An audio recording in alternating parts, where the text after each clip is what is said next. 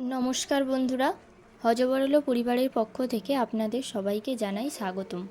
আজও চলে এসেছি নতুন একটা ভিডিও নিয়ে। চাল কুমড়ো পাতা এবং ইলিশ মাছ দিয়ে তৈরি এই রেসিপিটি খেতে অসাধারণ হয়, তাই ভিডিওটা স্কিপ না করে সম্পূর্ণ দেখতে থাকুন। চলুন শুরু করা যাক। বন্ধুরা, এই রান্নাটি করার জন্য সবচেয়ে গুরুত্বপূর্ণ দুটি জিনিস হচ্ছে ইলিশ মাছ এবং চাল কুমড়ো পাতা। প্রথমেই একটি কড়াইতে জল নিন, তার মধ্যে হাফ চামচ হলুদ, হাফ চামচ লবণ দিয়ে জলটি নেড়ে নিন। এরপর কড়াইতে নুন হলুদ মাখিয়ে রাখা ইলিশ মাছগুলি দিয়ে হালকাভাবে সেদ্ধ করে নিন। বন্ধুরা, এখানে আমি আগে থেকেই মাছগুলিকে ভালোভাবে পরিষ্কার করে নুন হলুদ মাখিয়ে রেখে দিয়েছিলাম আধ ঘন্টার জন্য। মাছগুলি সেদ্ধ হয়ে এলে একটি পাত্রে একে একে তুলে নিন। সেদ্ধ করে রাখা মাছগুলিকে একটি চামচের সাহায্যে হালকাভাবে ভেঙে নিন। ভাঙা হয়ে গেলে মাছে থাকা বড় কাঁটাগুলিকে হাতের সাহায্যে ভালোভাবে বেছে নিন।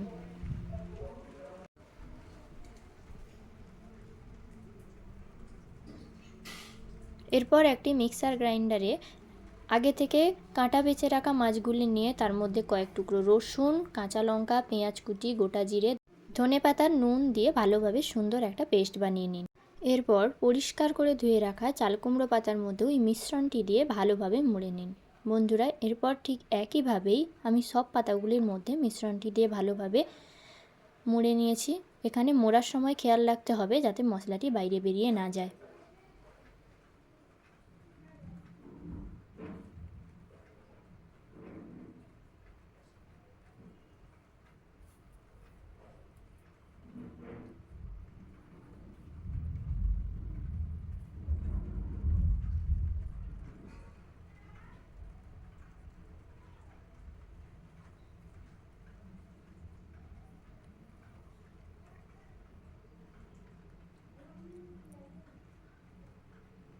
মোড়া হয়ে গেলে একটি কড়াইতে সামান্য সর্ষের তেল নিয়ে আগে থেকে পুর ভরে রাখা চাল কুমড়ো পাতাগুলি দিয়ে হালকাভাবে ভেজে নিন।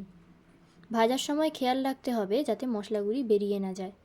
এগুলিকে হালকাভাবে ভাজতে হবে যাতে ভেঙে না যায়।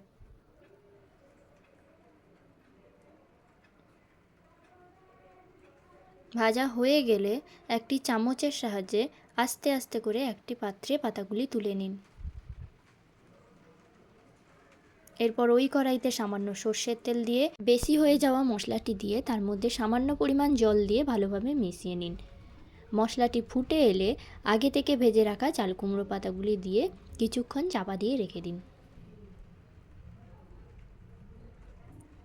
এরপর এই গরম গরম ভাতের সঙ্গে পরিবেশন করুন ইলিশ মাছের বাটা দিয়ে চাল কুমড়ো পাতার এই অসাধারণ রেসিপিটি। বন্ধুরা, ভিডিওটি ভালো লাগলে অবশ্যই লাইক, কমেন্ট, শেয়ার, সাবস্ক্রাইব করতে ভুলবেন না। নমস্কার।